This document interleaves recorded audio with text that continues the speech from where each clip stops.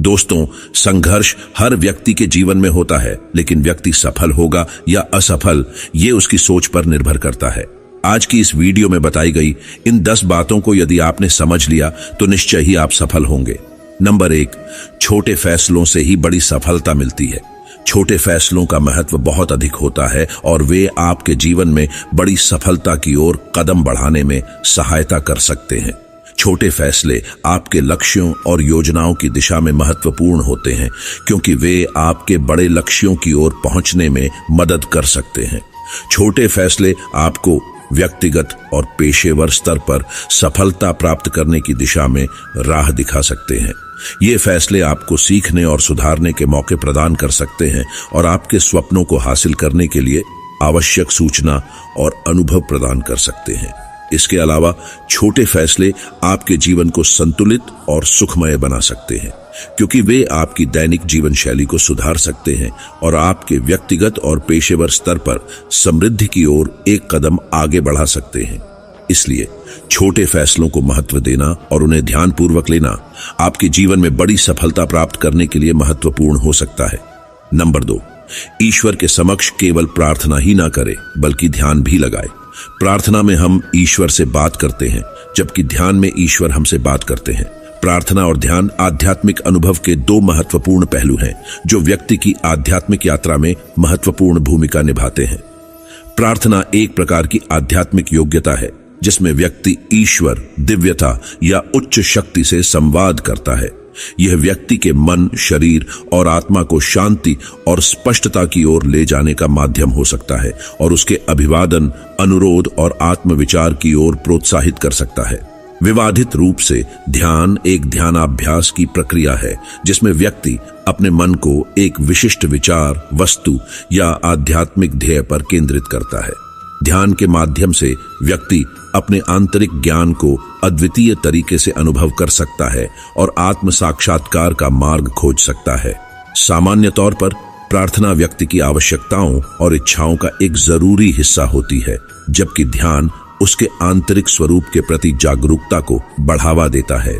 दोनों प्रक्रियाएं आध्यात्मिक सुंदरता, सांत्वना और आंतरिक शांति की ओर आगे बढ़ने में मदद कर सकती है और व्यक्ति की आध्यात्मिक सामर्थ्य को सुधार सकती है। नंबर 3, कभी भी किसी को भला बुरा कहने से पहले यह अवश्य सोच ले कि यदि वही शब्द कोई आपसे कहे तो आपको कैसा प्रतीत होगा। यह सोचना कि किसी को भला बुरा कहने से पहले वही शब्द कोई आपसे कहे तो आपको कैसा प्रतीत होगा, एक महत्वपूर्ण और संवेदनशील सोचने का तरीका हो सकता है। इसका उद्देश्य दूसरे व्यक्ति के साथ यात्रा करते समय संवाद की सहानुभूति और समझ में मदद करना हो सकता है, और यह आपके संबंधों को सहानुभूति और सहयोग की दिशा में बढ़ावा देने में मदद कर सकता है। इस सोच के माध्यम से आप अपने शब्दों को संवाद के संदर्भ में सजग रूप से चुन सकते हैं और अपनी भाषा का उपयोग उचित और समझदार तरीके से कर सकते हैं। यह आपको अपने विचारों और अभिप्रेत भावनाओं को संवाद के माध्यम से साझा करने में मदद कर सकता है और दूसरे व्यक्ति के साथ साथीपन की ओर बढ़ने में मदद कर सकता है। इसके अलावा यह सोचने का तरीका आपके व्यक्तिगत और सामाजिक जीवन में अधिक संवाद और सहयोग से भरपूर माहौल बना सकता है, जिससे समाज में अधिक समरसता और शांति हो सकती है।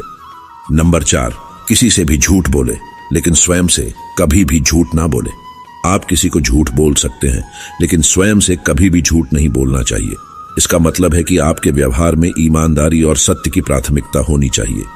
दूसरों के साथ झूठ बोलना अकेले उनके साथ विश्वासघात करने के साथ ही नैतिक असमर्थन भी दिखाता है, जो आपके संबंधों को कमजोर कर सकता है।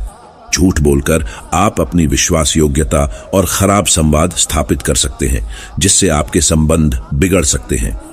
आपका स्वयं से झूठ बोलना आपकी आत्मा के साथ जुड़े आपके मूल्यों और नैतिकता को खतरे में डाल सकता है।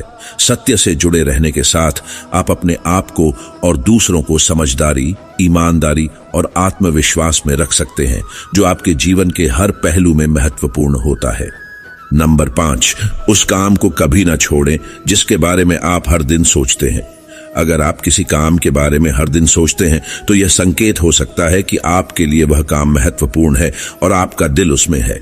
इस प्रकार के पुरस्कारण और समर्पण से आप किसी भी क्षेत्र में मास्टर बन सकते हैं और अपनी मेहनत और संघर्ष से आप उस काम में महत्वपूर्ण प्रगति कर सकते हैं। हालांकि ध्यान देने वाली बात यह भी है कि आपके जीवन का संतुलन बना रहना भी महत्वपूर्ण है। यदि एक ही काम के चक्कर में आप अपने स्वास्थ्य, परिवार और अन्य महत्वपूर्ण पहलुओं का ध्यान नहीं देते तो यह असमर्थ कर सकता है। इसलिए अपने मानसिक स्वास्थ्य और सामग्री का संतुलन बनाए रखना भी महत्वपूर्ण है, ताकि आप अपने पूर्णता की ओर बढ़ सकें और अपने उद्देश्यों की प्राप्ति में सफल हो सकें। नंबर 6, ये मत भूलें कि जो शरीर व मस्तिष्क ईश्वर ने विश्व के सबसे सफल व्यक्ति को दिया है, वही आपको भी दिया है। बस आपको उसका उपयोग कैसे करना है, यह आप तय करेंगे। हमें अपने शरीर और मस्तिष्क के साथ जो दिया गया है, उसका महत्व समझना चाहिए। हर व्यक्ति के पास अद्वितीय क्षमताएं और संवादशीलता होती हैं, जिन्हें उनके उद्देश्यों की प्राप्ति में उपयोग करना चाहिए। शरीर का स्वास्थ्य बनाए रखना महत्वपूर्ण है, क्योंकि यह हमारे कार्यों और उद्देश्यों की प्राप्ति में मदद करता है। स्वस्थ शारीरिक और मानसिक स्वास्थ्य के साथ हम अधिक प्रभावी और सफल हो सकते हैं। मस्तिष्क भी हमारे निर्णय और कौशल का केंद्र होता है और हमें अपने विचारों को सकारात्मक और उत्कृष्ट दिशा में निर्देशित करने में मदद करता है। इसलिए हमें अपने शरीर और मस्तिष्क की ध्यानपूर्वक देखभाल करना चाहिए, उन्हें सही और उद्देश्य मुक्त तरीके से प्रयोग करना चाहिए और हमें अपने स्वप्नों और लक्ष्यों की प्राप्ति के लिए उन्हें सहायक बनाना चाहिए। इस तरह हम सफलता की ओर बढ़ सकते हैं। नंबर 7, अगर आप हार नहीं मानते तो आपको कोई नहीं हरा सकता। यदि आप हार नहीं मानते तो आप अपने लक्ष्यों की प्राप्ति के लिए आत्मसंघर्ष करने के लिए पूरी तरह से समर्पित होते हैं और किसी भी परिस्थिति में आगे बढ़ते हैं। सफलता के मार्ग पर आगे बढ़ने के दौरान अक्सर हार और पराजयों का सामना करना पड़ता है, लेकिन यह महत्वपूर्ण है कि आप उस समय पर भी अपनी प्रतिबद्धता और संघर्ष को बनाए रखें। यह सोचना कि हाँ, मैं हार नहीं मानूंगा, आपको नई ऊंचाइयों तक पहुंचने के लिए प्रेरित कर सकता है और आपको सफलता की ओर अग्रसर कर सकता है।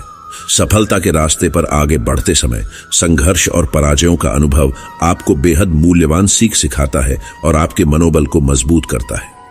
हार नहीं मानने की मानसिकता आपको आगे बढ़ने में मदद कर सकती है और आपको उन लक्ष्यों की प्राप्ति करने की दिशा में मजबूती और आत्मविश्वास प्रदान कर सकता है। नंबर 8, समय का उत्तम उपयोग करना सीखें, क्योंकि विश्व के ज्यादातर सफल मनुष्यों ने इसी का प्रयोग किया है। समय जीवन का सबसे मूल्यवान संसाधन है और सफलता प्राप्त करने के लिए इसका सही तरीके से उपयोग करना अत्यंत महत्वपूर्ण है। समय का उपयोग सीखना और अच्छे तरीके से प्रबंधन करना व्यक्तिगत और पेशेवर जीवन के हर क्षेत्र में महत्वपूर्ण है, क्योंकि यह हमारी प्रगति और सफलता की दिशा में महत्वपूर्ण भूमिका निभाता है। समय का सही तरीके से उपयोग करने के लिए पहले तो हमें अपने लक्ष्यों और उद्देश्यों को स्पष्ट रूप से समझना चाहिए। यह स्पष्ट कर देता है कि हमें किस क्षेत्र में समय और ऊर्जा का उपयोग करना है।